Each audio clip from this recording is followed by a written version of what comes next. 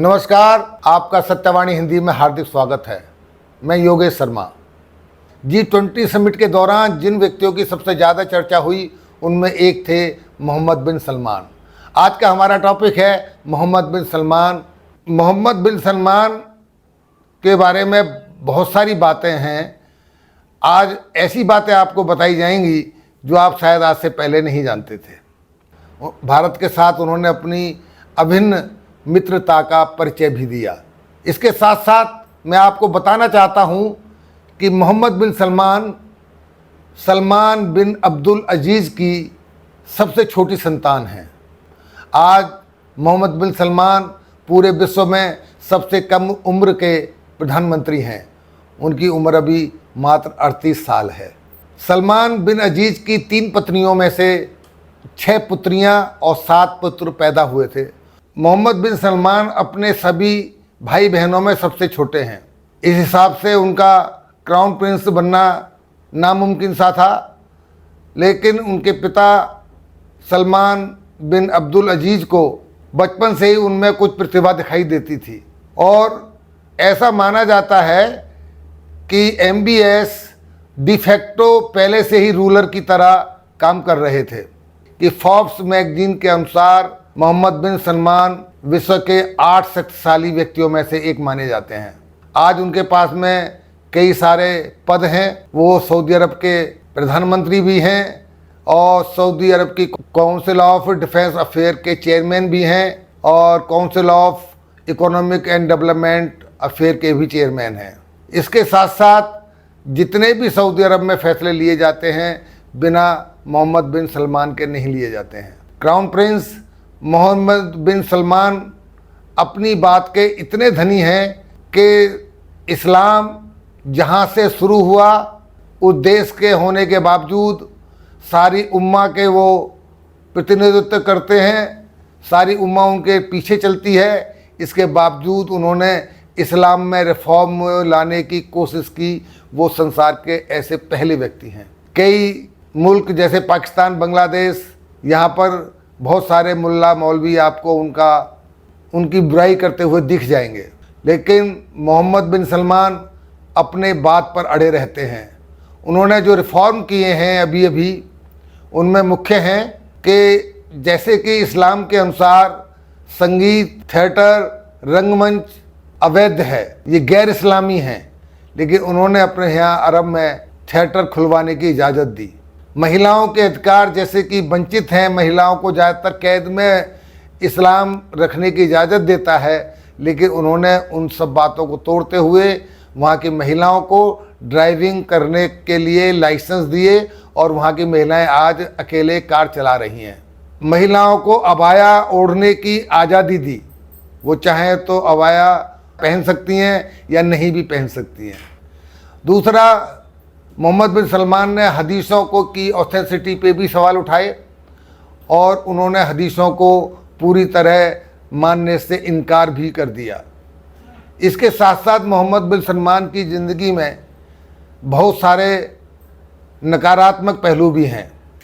उनकी ज़िंदगी में कंट्रोवर्सी साथ साथ चलती है, जैसे कि उन पर हत्या के भी आरोप हैं, लेकिन अभी तक ऐसे हत्या के आरोप खुले रूप से कहीं भी साबित नहीं हो पाए हैं। ये एक नैरेटिव है जो उनके खिलाफ उनके देश में कम लेकिन विदेशों में ज़्यादा चला जाता है। आज मोहम्मद बिन सलमान भारत के सबसे घनिष्ठ मित्रों में से हैं और इसकी शुरुआत 2016 से देखी जा सकती है। जब नरेंद्र मोदी पहली बार 2016 में सऊदी अरब गए तो वहाँ का सबसे बड़ा नागरिक सम्मान order of King Abdul Aziz al Saud उनको दिया गया। यहाँ से भारत और सऊदी अरब के संबंध प्रगाढ़ होते चले गए। नरेंद्र मोदी के साथ एक अलग केमिस्ट्री है मोहम्मद बिन सलमान की, जो आपको विभिन्न मौक़ों पर भारत के बाहर विश्व के अनेक मंचों पर बार बार देखी जा सकती है। अभी G20 समिट में जब मोहम्मद बिन सलमान भारत आए तो पाकिस्तान ने गुहार लगाई थी कि केवल 6 घंटे के लिए या तो आते समय या जाते समय मोहम्मद बिन सलमान पाकिस्तान उतरें, लेकिन उन्होंने पाकिस्तान की इस मांग को ठुकरा दिया और वो सीधे सऊदी अरब से आए और सऊदी अरब ही वापस चले गए। अब यहाँ एक देखने वाली बात है कि जो मोदी का चेहरा है, जो एंटी मिनॉरिटी कहा जाता है या एंटी मुस्लिम कहा जाता है, उसको मोहम्मद बिन सलमान ने तोड़ दिया है। पूरे विश्व में इसकी चर्चा है। जितने भी मुस्लिम देश हैं, बहरीन, कुवैत, यूएई, सब सऊदी अरब के साथ हैं और भारत को वही मान्यता दी जा रही है। इसका श्रेय मोहम्मद बिन सलमान को ही जाता है। मोहम्मद बिन सलमान ने बहुत बड़ा निवेश किया है भारत में। हमारे भारत की L&T कंपनी को बहुत बड़ा ठेका अभी बहुत जल्दी ही मोहम्मद बिन सलमान ने दिया है। उससे हमारी आय बढ़ना स्वाभाविक है। इसके अलावा जो कामगार काम करते हैं सऊदी अरब में, उनका ये कहना है, उनका ये मानना है कि जो इज्जत आज हिंदुस्तानियों को वहाँ दी जा रही है वो पहले नहीं मिलती थी। उनको पाकिस्तानियों से अलग तरीके से देखा जाता है। सभी नेताओं के जाने के बाद भी वो एक दिन यहाँ ठहरे और 8 समझौतों पर हस्ताक्षर हुए, जिनमें ऊर्जा, व्यापार और तकनीकी साझेदारी, आतंकवाद के इनके 8 समझौते पे हस्ताक्षर हुए। एक सबसे बड़ी बात ये हुई कि मोदी ने मोहम्मद बिन सलमान की मदद से चीन के BRI को चुनौती दे दी। अब एक आर्थिक गलियारा बनेगा जो भारत से लेके यूरोप तक जाएगा। कैसे देखा जाता है, ये सब MBS की वजह से ही हो रहा है, जो चाइना के BRI का ज़बरदस्त तोड़ होगा। इसके 3 चरण होंगे। पहला भारत से समुद्री मार्ग से अरब तक, फिर UAE तक, और उसके बाद फिर वहाँ से जॉर्डन और मिस्र होते हुए, इजराइल होते हुए, फिर आगे समुद्री मार्ग से यूरोप जाएगा। उसमें इटली, फ्रांस, सभी देशों में वो रेल मार्ग से फिर जाएगा। इस परियोजना को लेके अमेरिका के राष्ट्रपति भी बहुत उत्साहित हैं। इसके लिए मोहम्मद बिन सलमान पूरी तरह कृत संकल्प हैं। इस परियोजना को अमली जामा पहनाया जाएगा, ऐसा आश्वासन उन्होंने दिया है। इसके अलावा हमारा जो व्यापार है सऊदी अरब के साथ, वो 30 से 50 अरब डॉलर प्रतिवर्ष का है।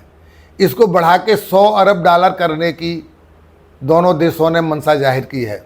ये जो विपक्षी दल आरोप लगा रहे हैं 25-27 हज़ार करोड़ खर्चा करके G20 सम्मेलन कराने की क्या आवश्यकता थी, इससे क्या लाभ होगा, ये उसका एक खाली एक नमूना भर है। ऐसे मुआहदे और भी देशों के साथ हुए हैं, उनसे अलग फ़ायदा होगा। लेकिन आज का हमारा जो टॉपिक है वो खाली मोहम्मद बिन सलमान है। तो मोहम्मद बिन सलमान भारत के कितने अजीज हैं, प्राइम मिनिस्टर मोदी के साथ उनकी क्या केमिस्ट्री है, ये देखकर आज पूरा विश्व चौंक रहा है। अभी 2 दिन पहले तुर्की के मुख्य समाचार पत्र में छपा है कि भारत एशिया का सुपर पावर बनेगा जो बहुत जल्दी चीन को पछाड़ देगा। इस तरह की कयास लगाए जा रहे हैं पूरे विश्व में। और पूरे विश्व में भारत के G20 समिट से जो भारत का सम्मान हुआ है, जो नाम हुआ है, मोदी को सभी समाचार पत्र नई नई उपाधियों से नवाज रहे हैं। अब इसके साथ साथ लेकिन एक चीज़ और आ जाती है कि जहाँ इतनी प्रसिद्धि मिलती है, जहाँ इतनी सफलता मिलती है, वहाँ दुश्मनों की भी कमी नहीं रह जाती है। आज विश्व के कई देश जो भारत की इस प्रगति से चिढ़ रहे हैं, वो चाहते हैं कि अगले आने वाले इलेक्शन में मोदी की हार हो। उसके लिए भी अंदर अंदर ही प्रयास चल रहे हैं। बहुत सारे पत्रकारों को फंडिंग की जा रही है। अभी आपने सुना होगा पीछे एक अमेरिका के बहुत बड़े व्यवसायी ने $10 मिलियन खर्च करने को कहा था मोदी को हराने के लिए। तो इस तरह के और भी प्रयास हैं जो चल रहे हैं अंदर अंदर, क्योंकि कोई भी देश किसी दूसरे देश की प्रगति से खुश नहीं होता है, ये हमें ध्यान रखना चाहिए। लेकिन मोहम्मद बिन सलमान और नरेंद्र मोदी में एक समानता है कि दोनों आर्थिक प्रगति के हामी हैं। सऊदी अरब भी बहुत तेज़ी से आर्थिक प्रगति कर रहा है, उस तरह भारत भी कर रहा है। मोहम्मद बिन सलमान दूरदृष्टा हैं। उन्होंने ये एक अंदाज़ा लगा लिया है कि तेल की आमदनी सदैव के लिए नहीं है, इसका एक दिन स्रोत ख़त्म होना तय है। उससे पहले वो अरब को उन ऊंचाइयों पर ले जाना चाहते हैं जहां उसकी तेल के ऊपर निर्भरता ख़त्म हो जाए। अभी जो समझौते हुए हैं उनसे एक और चीज़ सामने निकल कर आई है कि ग्रीन एनर्जी का सऊदी अरब बहुत बड़ा इंपोर्टर बनेगा और भारत एक्सपोर्टर बनेगा। इससे हमारा उनका जो व्यापारिक संतुलन है वो भी बना रहेगा। इसके साथ ही मैं आपसे कहना चाहता हूं कि चैनल सब्सक्राइब कर लें, लाइक करें और शेयर करें, नोटिफिकेशन बेल जरूर दबा दें ताकि आपको आगे आने वाली वीडियो मिलती रहे। धन्यवाद।